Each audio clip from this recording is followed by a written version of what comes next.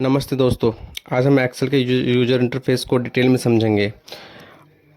आज से हम Excel basic to advance course की शुरुआत भी कर रहे हैं। ये कोर्स उन लोगों के लिए हैं जो एक्सेल बिल्कुल नहीं जानते और उनके लिए भी जो एक्सेल यूज़ तो करते हैं लेकिन अपनी स्किल्स को और इम्प्रूव करना चाहते हैं। इस सीजन में और हम हर टॉपिक को step by step practical example के साथ समझेंगे ताकि आप बिगनर से एडवांस लेवल तक एक्सेल सीख सकें। तो चलिए शुरुआत करते हैं और सबसे पहले समझते हैं कि एक्सेल क्या है।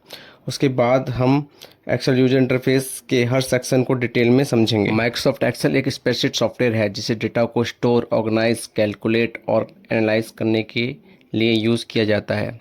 सिंपल वर्ड में समझो, अगर आपको नंबर्स का काम करना है, रिपोर्ट्स बनाना है, कैलकुलेशन करनी है या डेटा मैनेज करना है तो एक्सेल बेस्ट टूल है। ये software schools, offices, shops, companies और बिजनेस में डेली यूज़ होता है। एक्सेल खोलते ही सबसे ऊपर जो भाग दिखाई देता है उसे टाइटल बार कहते हैं।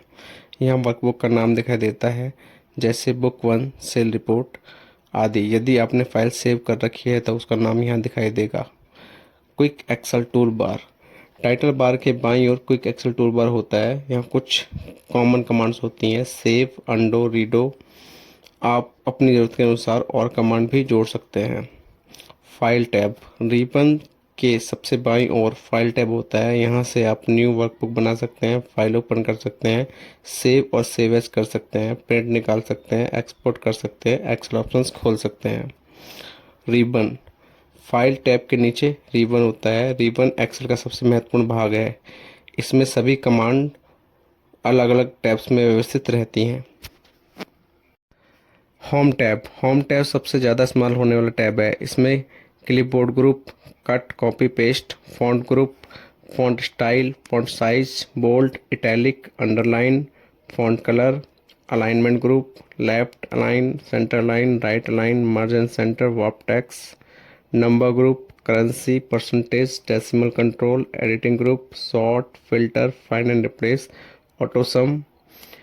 इंसर्ट टैब, इंसर्ट टैब का उपयोग नई चीज़ें इंसर्ट करने के लिए किया जाता है, जैसे table, pivot table, charts, picture, shapes, icon, smart art. Page layout, इस टैब का उपयोग प्रिंटिंग और पेज डिज़ाइन के लिए किया जाता है। Margins, orientation, size, print area, themes. Formula tab, Excel की सभी फॉर्मूलाज इसी टैब में मिलती हैं। उदाहरण sum, if, V lookup, X lookup, index match, text functions. Data tab, data management के लिए उपयोग किया जाता है। इसमें sort, filter, data validation, remove duplicate, text to column, power query. Review tab, review tab का प्रयोग वर्कबुक को रिव्यू करने के लिए किया जाता है। Spelling check, comments, note, protect sheet. View tab, इस टैब से एक्सेल की स्क्रीन को कंट्रोल किया जाता है। Freeze pane, zoom, split, new window. Name box, formula bar में बाईं ओर नेम बॉक्स होता है। यह एक्टिव सेल का एड्रेस दिखाता है। उदाहरण A1, B5, C10। Formula bar, name box के साथ फॉर्मूला बार होती है। यहाँ आप डेटा और फॉर्मूला देख तथा एडिट कर सकते हैं। एग्जाम्पल A1 से A10 सम। रोज, एक्सेल में हॉरिजॉन्टल लाइंस को रो कहते हैं। इनकी नंबरिंग होती है 1 2 3 4 5।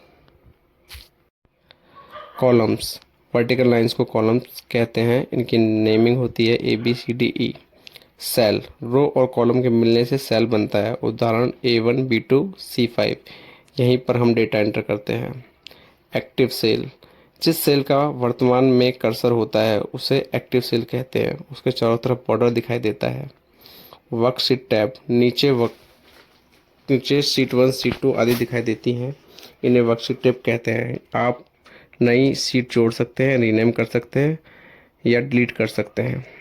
स्टेटस बार, सबसे नीचे स्टेटस बार होता है। यह सेलेक्टेड डेटा का सम एवरेज काउंट दिखा सकता है। जूम स्लाइडर, नीचे दाईं ओर जूम स्लाइडर होता है। इससे सीट को जूम इन और जूम आउट किया जा सकता है। कंक्लूजन, आज हमने एक्सेल यूजर इंटरफेस के सभी भागों को समझा। अगली वीडियो में हम सीखेंगे वर्कबुक, वर्कशीट, रोज, कॉलम्स और सेल्स को प्रैक्टिकल एग्जाम्पल के साथ।